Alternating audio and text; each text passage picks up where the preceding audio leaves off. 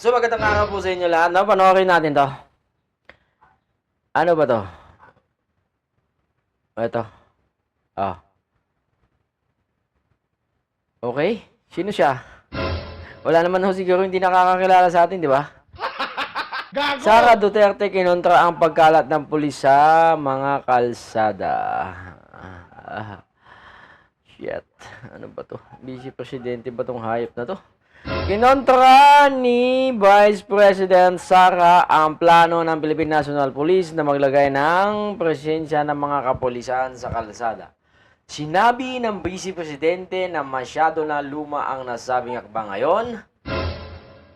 Panahon ng mga paglulunsad ng mga makabagong teknolohiya. Inalimbawa nito ang paggamit ng mga makabagong kagamitan para mapuksa ang krimen, gaya ng paggamit ng drones at robot. So anong doon? Anong effect doon? Putang ina.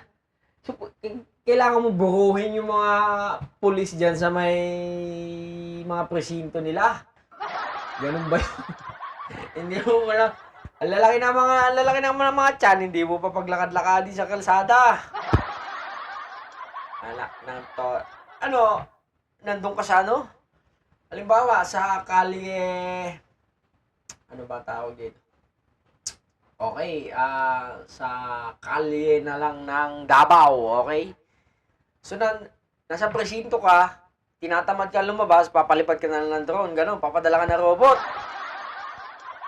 Ewan ko na, ano ba tong Vice Presidente nyo? Utang ina, may... Doc! Ano? May nakawala dito. Vice Presidente pa naman. High profile to, Doc. Gago! Tang ina. What the heck? Nalimbawan yung paggamit ng robot at drones. Ang kakulangan ng upgrade sa mga kagamitan ng kapulisan sa bansa ay matagal na problema, kaya marapat niya ito ay tugunan. So, nanggaling tayo sa 6 na taong Duterte rin. Meron kayang mga robot ba dyan na naglipanan sa EDSA?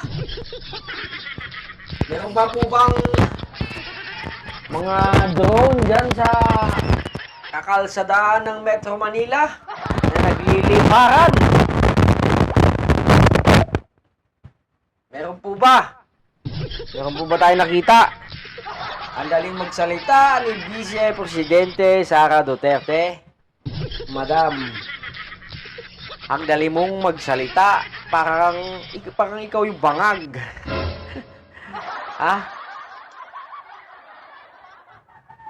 Parang parang ikaw yung bangag, parang ikaw yung tawag dito. Buang ba? Nandun na lahat eh. Sorry May respeto naman tayo pero ba't mo kukontrahin eh? Police visibility nga yan. Ang police, pwede nang umakma agad yan. Ang robot mo pa, o ang drone mo, paliliparin mo pa yan. Ano ba naman yan? May video pa tayo nito. Oh. Tragis na yan. Website to dito Pucha. Kaya nga naglulunsad ng mga 911 emergency, 5 minutes response. Hanggat mas maaga, mas maganda. Puta na, ano mo? Lagi ka nagpapalipad? Kunwari niya sa Aurora, papalipad-lipad ka na lang dyan. Katamaran yun, ma'am.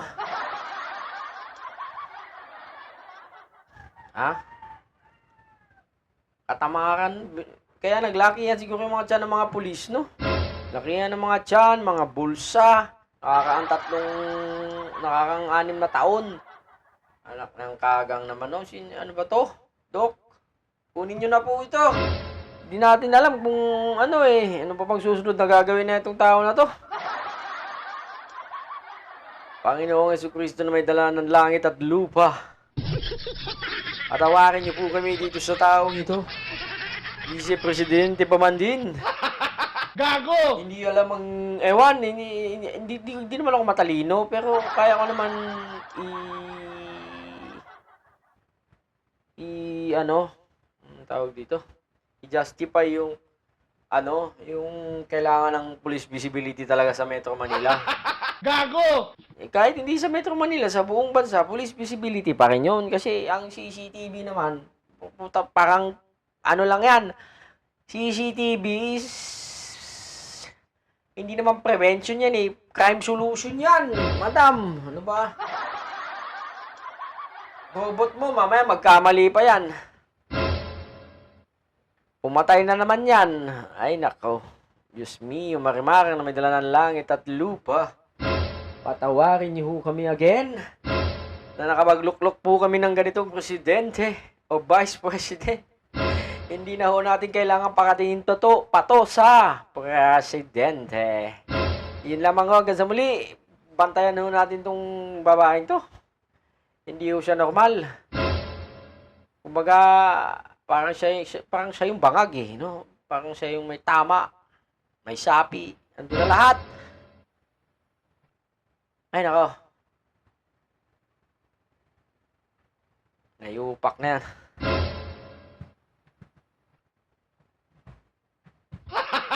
Gago!